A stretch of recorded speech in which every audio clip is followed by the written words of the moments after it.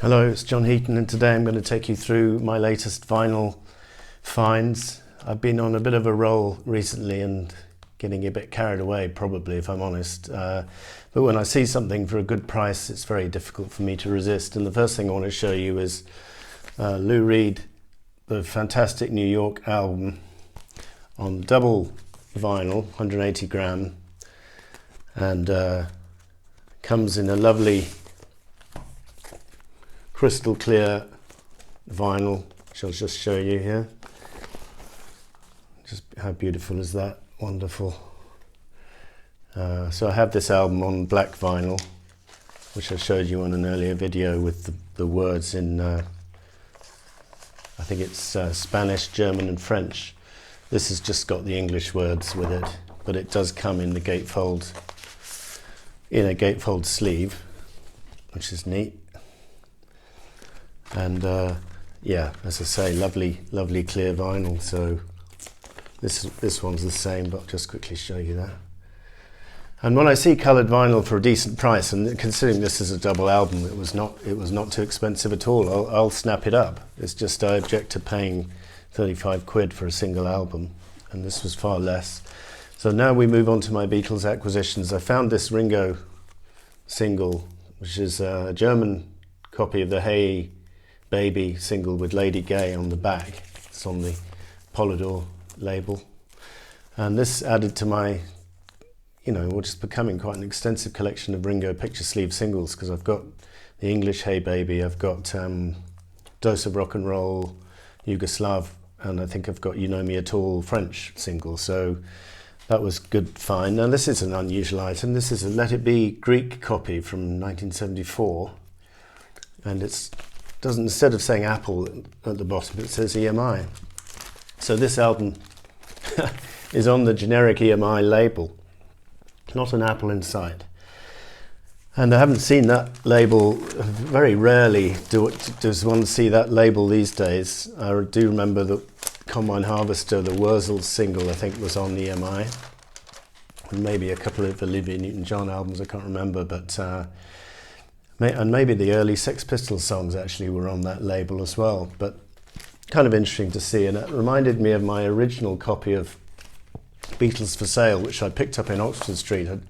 In Oxford Street in London, there used to be like clothes shops with a basement which had second-hand records, and you could pick up Beatles albums for cheaper than the full price, and because they were normally imports. And this was a Greek copy of Beatles for Sale, which I've tracked down, I think, as 1975, again on the same generic EMI label. So I'll put that away later. That was interesting. Back to my acquisitions. I had not owned a decent original 60s pressing of Rubber Soul, and this is, although I did have a US copy in not very good condition. So this was a delightfully well maintained German first press on the Odeon label.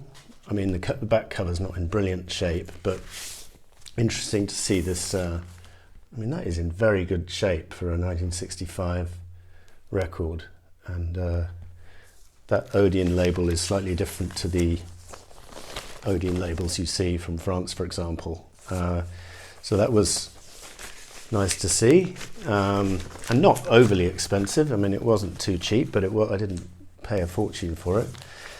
My next thing to show you is a German copy of Hey Jude, and as you probably know, the Hey Jude album didn't get released in England until 1979, but I was reading in most countries, obviously starting off with the USA, in most countries they did release it in 1970.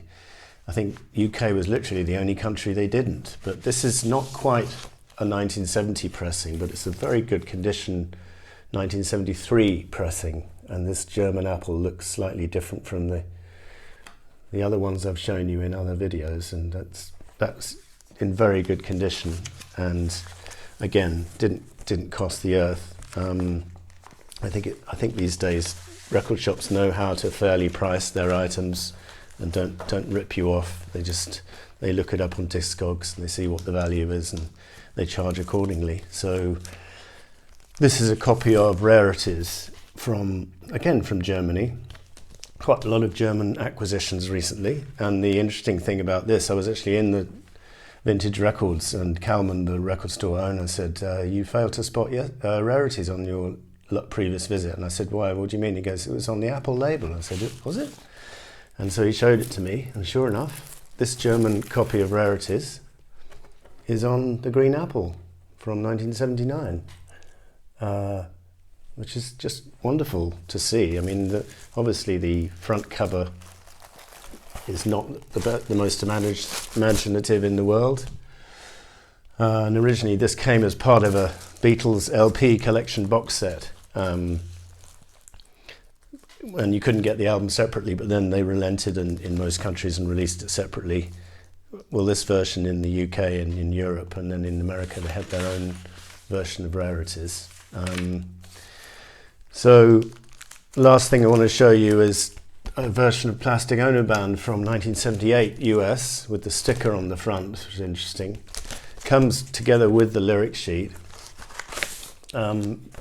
US, but interesting thing about this is it's on the purple capital Winchester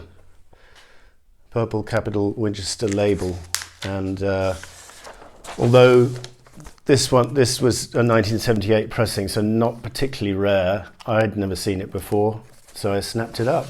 I got the guy to reduce the price a little bit, and that was quite a good acquisition, so I came home again pretty happy. I also picked up a significantly reduced Goat's Head Soup box set, CD box set, which I'm going to review separately, which I've been enjoying. It was, as I say, price reduced by 2/3, well, sorry, not 2/3, by 40%. And also taking in the whole of the Let It Be material over the last week, and enjoying that thoroughly, listening to the new ABBA song. And the last thing I'd like to mention is I've done a review of the Ram album, Paul McCartney and Linda, with Matt Williamson from the channel Pop Goes the 60s. So if you want to check that out, I'll try and leave a link to his channel below, but you're probably familiar with it anyway. So that was quite a fun discussion, which I enjoyed. The last thing I've got to show you is this is 1978 Dutch press, but the thing I love about this is the quality of whoever's owned this record really has looked after it beautifully. And one thing I noticed about the new vinyl for Beatles for Sale is the cover picture is a little bit blurred, or not so good quality. This is the opposite. This is in good quality. And as I say, although it's not an original 60s pressing, it's in immaculate condition on the Parlophone label. So I think I prefer to pick up, and I did make the choice consciously to pick up an older copy from Holland in good condition versus buying the new vinyl, because I think, as I say, the cover picture has lost a bit of quality. So that was my recent vinyl goodie finds, and thank you for watching, and we'll see you next time.